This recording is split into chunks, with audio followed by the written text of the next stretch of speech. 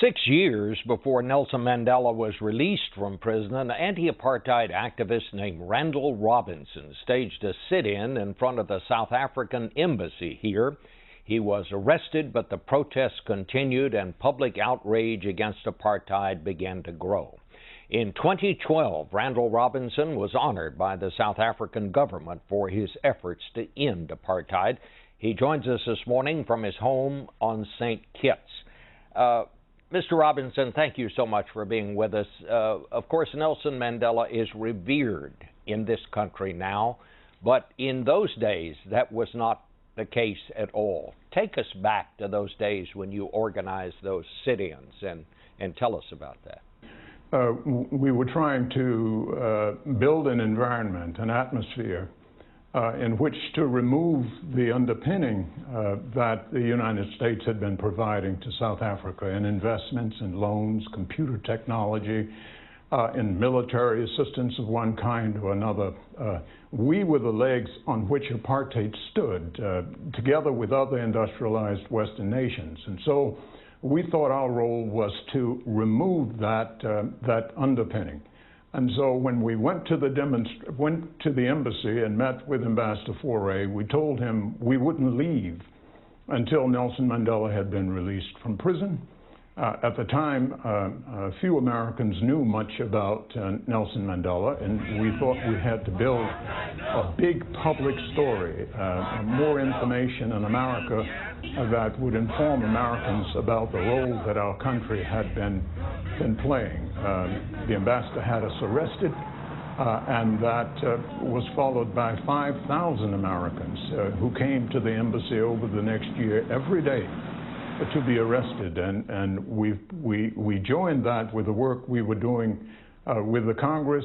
In the Senate, Senator Edward Kennedy played a major role.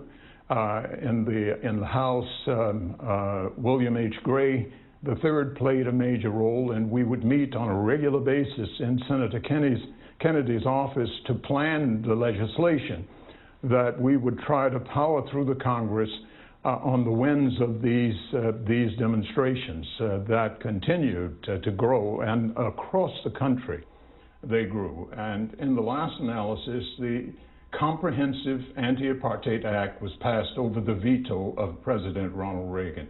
After going through all of that, how did you feel the day that Nelson Mandela walked out of that prison? Did you really, when you were working for this, ever really think in your heart of hearts that this might actually happen?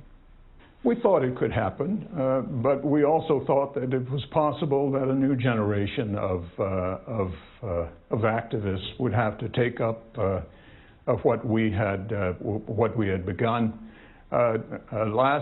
Year before last, my wife and I went to South Africa to receive the honors on the occasion of the country's Freedom Day, and to celebrate the first democratic elections in South Africa. And we were in our hotel looking over at the ceremonies in a park, and flying over us were 11 jets roaring, fighter jets roaring above our heads, fanning out in vapor trails the colors of the South African flag. And the jets were flown by black South African women.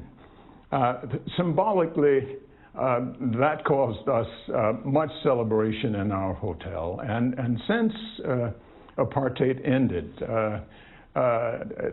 2 million homes have been, millions of homes have been built, millions of homes have been electrified in South Africa.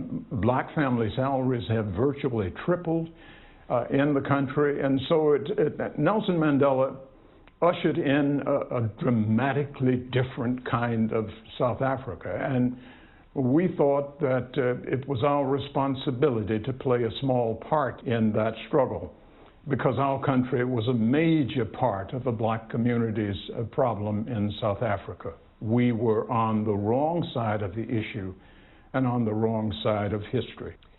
It is a story that has not yet ended and a story that goes on. Mr. Robinson, thank you so much for being with us today. Thank you for having me.